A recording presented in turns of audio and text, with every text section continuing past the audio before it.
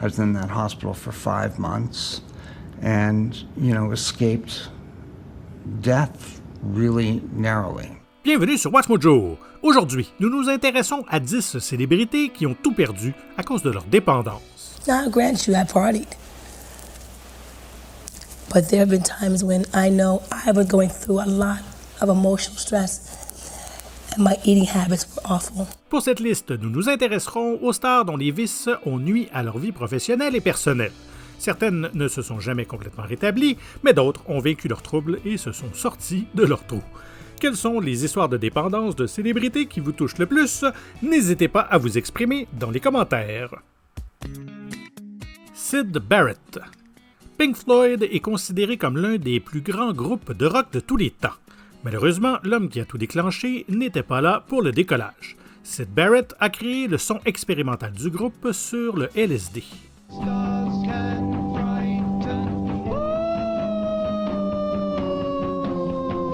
Ces hallucinogènes ont aggravé, voire même induit sa schizophrénie.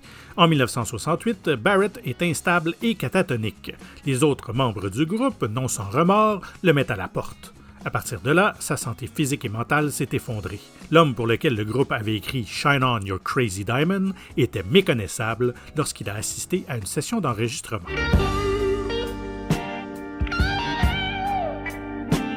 Les redevances musicales ont peut-être assuré la stabilité financière de Barrett de sa retraite à 28 ans jusqu'à sa mort à 60, mais les drogues qu'il croyait utiles à sa carrière l'ont complètement détruite. Bam Margera. Le skateboarder professionnel devenu farceur professionnel Brandon Bam Margera a fait de l'autodestruction un art avec l'équipe de Jackass. Oh, you all right, man? You all right? My God. Are you crying? I think he's hurt. Mais ses frasques les plus douloureuses se sont surtout déroulées hors caméra. Les infâmes troubles liés à la consommation d'alcool de Margera ont pesé sur sa vie personnelle et menacé sa santé. Ce n'est qu'en 2009 qu'il est finalement entré en cure de désintoxication. It's sad because when Bam was in rehab, I was able to have like a real talk with them, And it's just a simple question. It's just how many times you want to go around the loop, feeling like, oh no, I got it, I can control it. Il a suivi des traitements au moins 7 fois au fur et à mesure que ses relations implosaient. Son comportement instable l'a fait virer de Jackass Forever. Son image publique est désormais dominée par des déclarations méchantes sur les réseaux sociaux et des batailles pour la garde de ses enfants. How much? How you been? High five!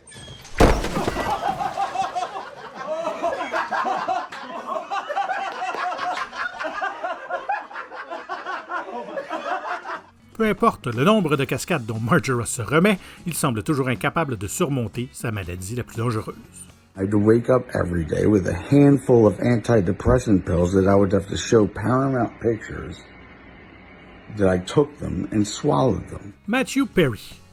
Le monde entier est tombé amoureux de ce comédien dans le rôle de Chandler Bing dans Friends.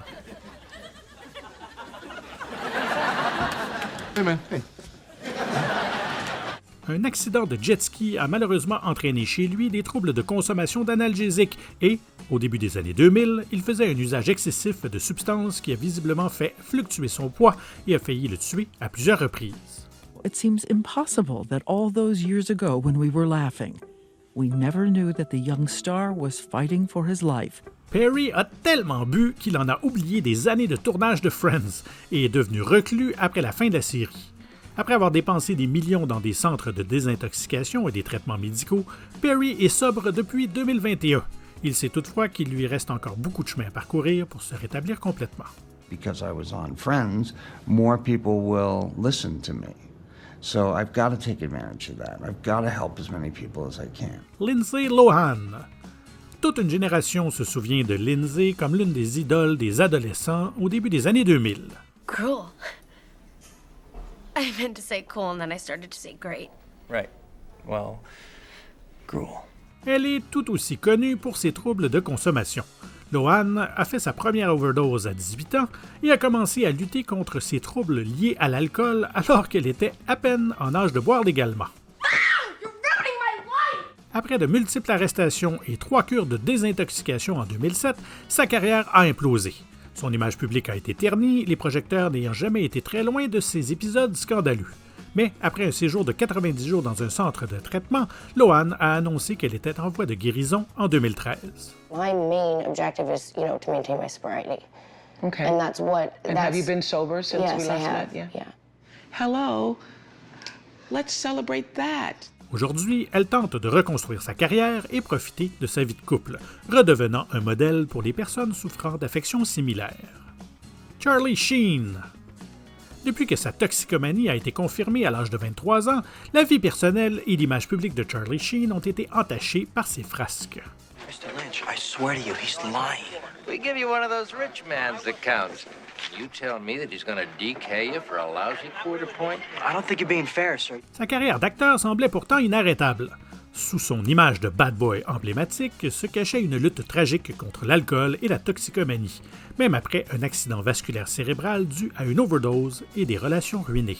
Man of means by no means. King of the road.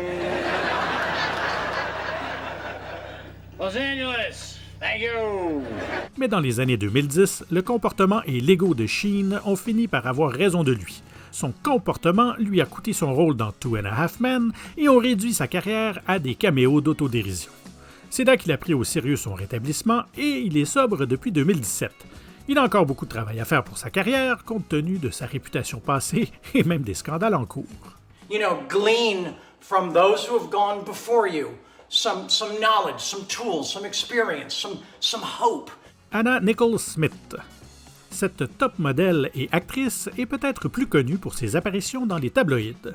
La bataille juridique qu'elle a menée pour hériter de la fortune de son défunt mari, J. Howard Marshall, a été compromise par son irresponsabilité financière. Nicole Smith a dépensé une fortune personnelle en alcool et en médicaments sur ordonnance. Ce trouble lié à la consommation de substances a été intensifié par la mort par overdose de son fils. Are you doing okay? Did you order you something to eat? Yeah, what'd you eat? Pizza. Huh? Pig snop? No, pizza. Oh, pizza. En 2007, elle est décédée d'une combinaison de 9 drogues différentes. Depuis, son héritage a été aussi dévoré par le vice que l'a été sa vie. And if I ever record an album, I want this guy to produce mine. Make me beautiful duets. Smith est toujours pleuré comme une victime de l'exploitation qui a favorisé ses afflictions. Son petit ami et son psychiatre ont finalement été reconnus coupables d'avoir comploté pour lui prescrire trop de médicaments. I don't do drugs. I mean, this is hard drugs that they're trying to say. I had Vicodin and Xanax. That's prescription drugs that I have to take. Steve Howe. De 1980 à 1982, le lanceur des Dodgers, Steve Howe, a été l'une des recrues les plus décorées de la Ligue majeure de baseball américaine. En 1983, il entre en cure de désintoxication pour son alcoolisme et sa toxicomanie. Once you start becoming different and saying drugs aren't for me and I'm going to live and I'm going to be able to use my full potential because drugs are going to strip all that from you. À partir de là, il subit de multiples rechutes et 7 suspensions avant d'être banni à vie du baseball. Relief pitcher Steve Howe, who's out of baseball allegedly because he can't kick the cocaine habit. Bien qu'il ait contesté avec succès son bannissement, ses compétences déclinantes l'ont amené à se retirer. Howe lui-même a déclaré que sa vie était régie par son trouble. Bien qu'il ait ouvertement cherché à se rétablir, nombreux sont ceux qui pensent aujourd'hui que la Ligue aurait dû faire plus pour l'aider. En 2006, à l'âge de 48 ans, Howe est décédé dans un accident de voiture alors qu'il était sous l'emprise de stimulants. And I was afraid that I would hurt somebody if I used on the field. Amy Winehouse. Cette chanteuse a été l'une des voix les plus marquantes de la musique soul et du jazz des années 2000.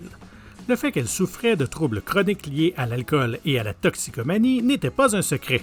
Sa chanson phare parlait de son refus de suivre une cure de désintoxication.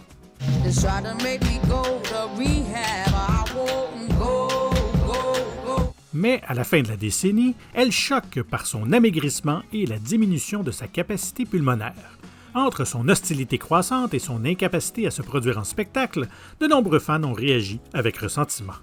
Pourtant, Winehouse n'a pas abandonné jusqu'à ce qu'un empoisonnement à l'alcool la conduise au tristement célèbre Club des 27.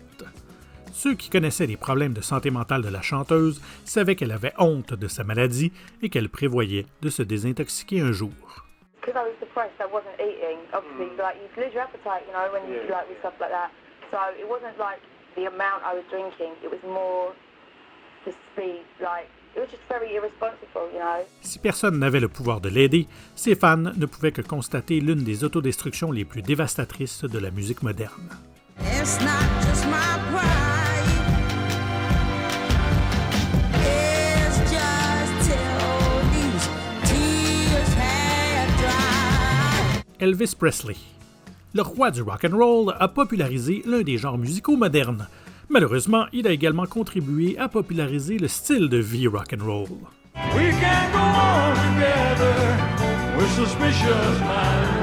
Bien qu'Elvis Presley ait été un fervent opposant aux stupéfiants, il avalait des médicaments sur ordonnance à l'appel à la suite d'un traitement contre la douleur en 1967. Il était aussi complètement accro à la malbouffe.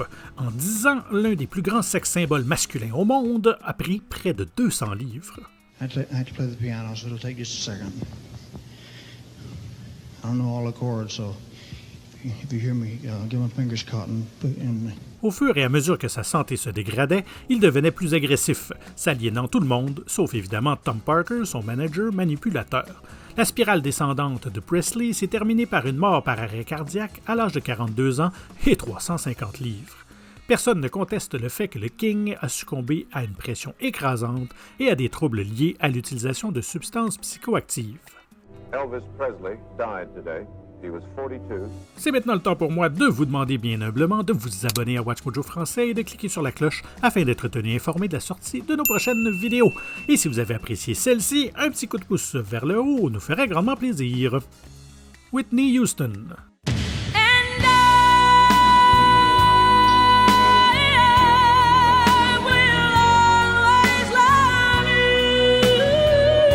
Considérée comme l'une des plus grandes chanteuses pop de tous les temps, Whitney Houston est aussi une figure tragique en raison des troubles liés à l'utilisation de substances psychoactives qu'elle prenait pour faire face à ses problèmes personnels.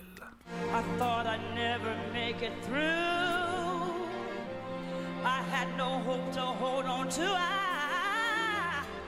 I thought I might break. Le public s'en est aperçu pour la première fois après que Houston ait épousé Bobby Brown, qui l'a initié à la cocaïne.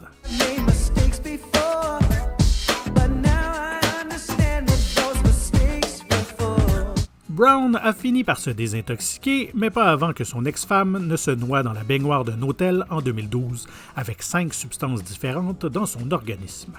Whitney n'est entrée en cure de désintoxication que 2 fois, minimisant le problème qui a corrompu son image et sa vie de famille. Sa voix, qui a fait d'elle une légende, s'est aussi détériorée lentement. Houston reste tout de même une grande star, mais avec un héritage hanté par ses troubles. Vous avez apprécié cette vidéo? Faites-nous le savoir dans les commentaires, n'hésitez pas à vous abonner, cliquez sur la cloche et nous donner un petit coup de pouce vers le haut si vous avez apprécié. Merci et à très bientôt.